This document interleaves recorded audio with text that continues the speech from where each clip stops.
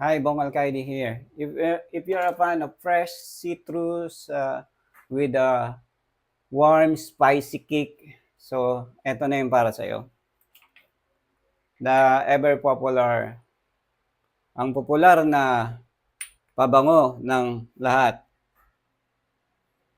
Marami nang pinaiyak, marami nang umiyak, at marami nang naka-score sa pabango na to.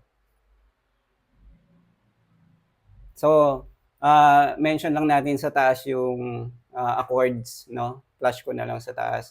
But prominent dito yung bergamot, lavender, pepper, and ambroxan. So, to me, EDP versus EDT, ang para sa akin mas smoother kasi for me si EDT, no? So, eto EDP tinatawag ko siyang ambroxan balm. Sobrang lakas, no? This longevity nito is like longevity niya